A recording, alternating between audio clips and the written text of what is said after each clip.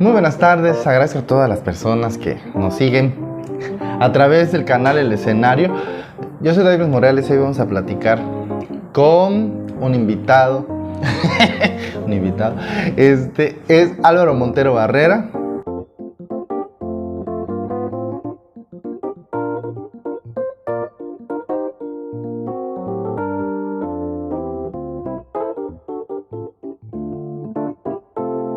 Pero además lo tengo aquí por una situación muy especial, porque recientemente él comenzó a darle vida a la tía Vero. Ustedes se preguntarán por qué lo estamos entrevistando aquí en El Escenario, que pues siempre son personas o que realizan algún tipo de... Personas cultas. No, pero no por ese sentido. Me refiero que hacen, por ejemplo, teatro, que bailan, que cantan, que tocan algún instrumento. Y es por eso que quise hablar con él, porque el hecho de que te pares en el escenario ya implica una preparación escénica. O sea, estás interpretando un personaje, aunque ahorita en esta época está muy de moda hacer drag. Entre la comunidad LGBT y también entre las personas fuera de la comunidad, mujeres han hecho drag. Y hace, ¿qué será? 20 años era transvestismo.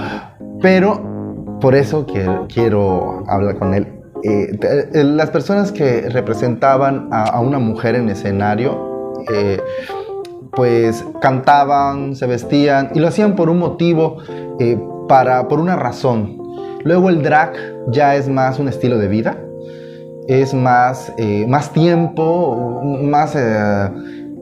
menos el hecho de satirizar la figura de la mujer a la hora de pararse en un escenario y hacerlo de una manera distinta, pero siempre con un impulso artístico. Es por eso que lo vamos a entrevistar. La mayoría de las personas arriba de los 40 años sabemos que es un travesti, y cualquier hombre que veamos o que consideremos hombre, cualquier persona que consideremos masculina o varón, según nuestra vista, en un escenario con ropa de mujer, es un travesti. Pero hay una diferencia. Claro.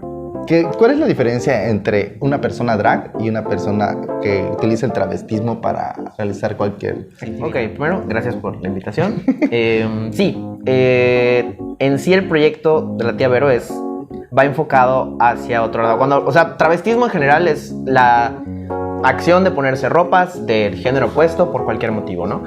El drag siento que trasciende más allá, y no porque sea revolucionario o reinventativo, sino porque las expresiones o los personajes que se crean van más allá del género. O sea, hay personajes femeninos que pueden ser interpretados por hombres, mujeres, personas trans, que se visten o exageran esos atributos femeninos, o se pueden hacer personajes masculinos que se llaman drag kings, los otros son drag queens, o pueden hacer drag queers, que son como una combinación de ambas, como un personaje un poco más andrógino, más queer, como lo dice su nombre, drag monsters. O sea, el drag se basa en la creación de un personaje de cualquier género, normalmente basándose en características de género, para realizar un performance, ya sea a través de redes sociales, en escenarios, en bares, en teatro. O sea, hay muchos... Son dos recursos que se utilizan mucho en teatro: el performance y el hecho de crear un personaje, entrar en personaje durante el tiempo que te paras en un escenario. El drag utiliza esos dos recursos que son muy importantes y muy difíciles de llevar, sobre todo por el tiempo en el que permanecen realizando este tipo de actuaciones y presentaciones. Entonces, para quienes se preguntaban si esto realmente es artístico, por supuesto. O sea, desde el hecho de ponerte un maquillaje y de tener ya presente, de crear tu personaje, porque creas un personaje. La persona drag crea, diseña un personaje en el comportamiento.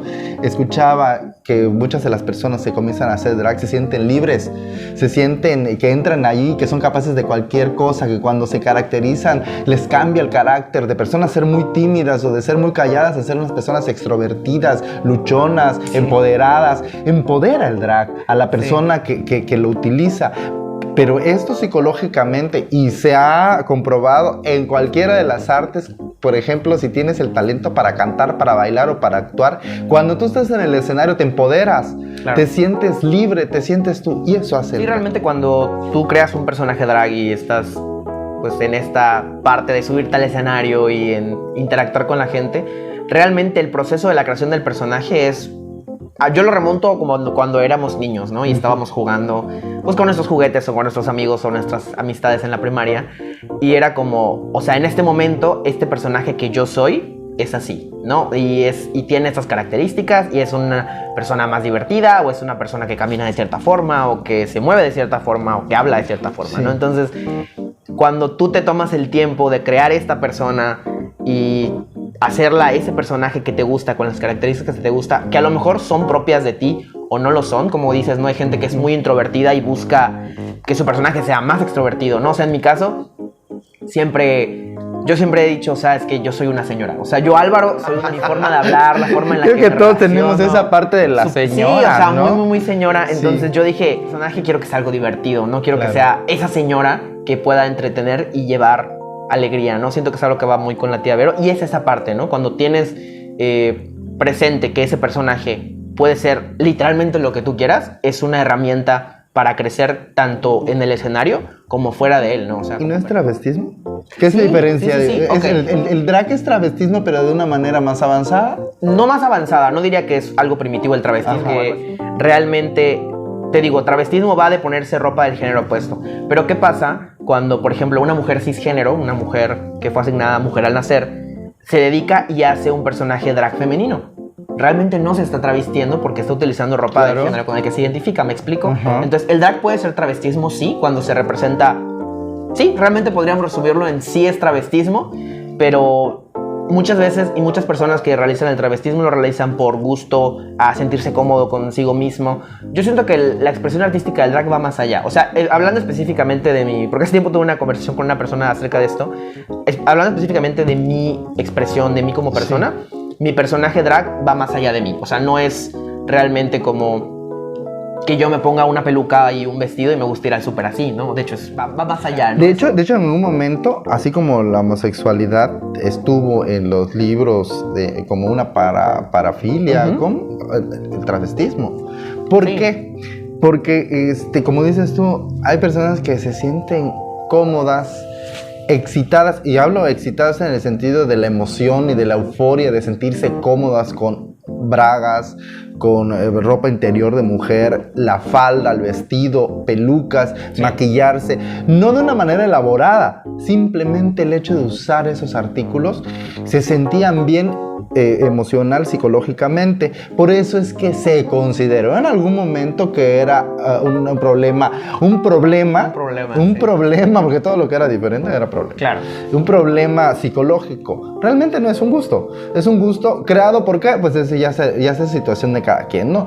Pero así se consideró el transvestismo. Después se comenzó, el transvestismo históricamente, desde que, de hecho, a la mujer se le negaba el derecho de participar en obras de teatro. Entonces, quienes representaban los papeles de mujeres eran hombres. Entonces, el travestismo es históricamente antiquísimo. Que no lo hemos querido ver, es otra cosa, como muchas cosas que no queremos ver, ¿no? Pero ahora el drag es más allá de, es por el gusto de, me quiero ponerle ciertas características, elaborarlo, es como algo amor. Sí, o sea, realmente siento que parte de la necesidad de cada quien, ¿no? O sea, en mi caso, cuando descubro el drag hace unos años, lo que pensé fue como, ok, ¿qué es esto, no? O sea, ¿por qué la gente, por qué los hombres, yo pensaba, se visten de mujer para hacer un show? ¿Por qué no solo lo hacen así, no? Pero luego pensé, y yendo descubriendo más y adentrándome más en el tema, fue como, ok, o sea, no es vestirte de mujer o vestirte de hombre, sino es crear un personaje como, no sé, por poner un ejemplo muy tonto, o sea, por la relación me refiero, por ejemplo, los payasos, ¿no? Los payasos crean un personaje porque realmente podrían ir a dar un show sin usar ese disfraz, ¿no? Ese traje, sin crear ese personaje, y serían las mismas personas. Pero realmente esta parte de dedicarse el tiempo para, te digo, para armar las características, cómo se va a ver, cómo va a lucir, cómo la gente va a percibir ese personaje, es lo que siento que hace que, pues, que despegue el concepto. Cada quien tiene como su motivo y todos hemos idea, visto ahorita, ¿no? con las diferentes plataformas de streaming, pues RuPaul creo que fue detonante en ese sentido del drag. Siempre que se veía una persona que estaba haciendo, que ya llegan con su personaje hecho. Hay un momento en el que todos llegan al taller, un taller así como este, el taller, llegan y se presentan y llegan con un personaje, con la característica y te dicen, yo soy rebelde, soy drag, soy oscura, soy cómica, soy caricaturesca. Realmente se toman en serio eso a la hora de producir el personaje y del vestuario. Entonces, el drag es más, la producción no es simple hecho de poner una peluca, un vestido y si te queda bien o te queda mal, ya no es problema, nada más es cuestión de hacer reír o de formar parte de o hacer, no, ese es el transvestismo, ¿no? Que se utiliza en tele y en todo eso, pero ya tener esta idea de que me quiero ver bien o quiero verme de tal manera, entonces necesito una peluca así, necesito que me maquillen acá, no quiero que se me vea o sea, es más elaborado, pero además el drag tiene otra variante. Precisamente cuando entran y dicen, soy más de esta manera, yo soy cómica. Las drag cómicas, por ejemplo la tía de Vero, como la tía Vero, como la tía de Vero, son stand-up. Es stand-up, son stand-uperos, o sea, son stand-uperas. O sea, es que sí. Y yo admiro esto porque generalmente en teatro te presentas con un monólogo o una obra, pero te la aprendes de memoria. Claro. Y tú dirás, qué difícil es aprenderse tanto, pero qué seguro es tener lo que vas a decir. Claro. A diferencia de improvisar o de simplemente tener tarjetitas con el indicio de lo que vas a decir y desarrollar un tema en público y sobre todo para hacer reír. ¿Saben qué difícil es esto en materia escénica? Pararse y hacer reír, porque si no... empiezas el primer chiste y no causas risa, te derrumbas. Claro. Si no sabes controlarte, en ese momento empiezas a temblar, todo te da vueltas y dices, tú digo el siguiente, no me van a hacer caso, que empiezas a contorsionarte. Ahí, sí. ¿Cómo fue tu primera vez? Realmente el trabajo de improvisación siento que está presente en general en todas las dragas, porque pues aunque no seas una draga cómica, estás en un bar y de la nada, no sé, alguien está impertinente y te empieza a contestar cosas cuando estás hablando con la gente, ¿no? Y es buscar cómo salir de ahí sin faltarle al respeto a la persona ni a las demás personas que están ahí y que la situación no se vuelva incómoda, ¿no? Claro. Entonces siento que de allá va. En mi caso, la primera vez que salí como la tía Vero fue para un show en un bar en el malecón de la ciudad. Y yo sí tenía claro que quería que la gente disfrutara las canciones que iba a hacer, ¿no? El drag va mucho de la música. Entonces, que las canciones que yo iba a seleccionar para eso fueran graciosas, ¿no? Entonces, en ese caso, no iba a tener oportunidad de hablar. Entonces dije, con mi corporalidad, ¿cómo puedo hacer que la gente se ría y disfrute, ¿no? Entonces, recuerdo que salí con un maquillaje horrible porque me estaba aprendiendo a maquillar. Todavía sigo aprendiendo a maquillar. Ya no me veo como antes, pero pues ahí vamos. Yo lo sé. Yo es bien, claro, o sea... Es que no hemos visto de cerca, pero bueno. Pero no es necesario de lejos, ¿no? Sí, pero... Ajá, o sea, ¿cómo voy a contar esta historia, no? Y lo que decidí fue como, ok... como era para una temática de Halloween, dije, ok, voy a hacer como una... como si fuera la novia de Frankenstein, ¿no? Pero aparte yo tenía una peluca, un vestido y unos tacones. Eso era todo, ¿no? Entonces fue como, ok, ¿cómo pongo esto junto? Me hice un maquillaje pálido, que ahorita veo las fotos y me veo terrible. Entonces se cuenta que yo era como la novia de Frankenstein y sonaba un audio que decía, está viva y tiene acceso a 45 canales de televisión abierta, ¿no?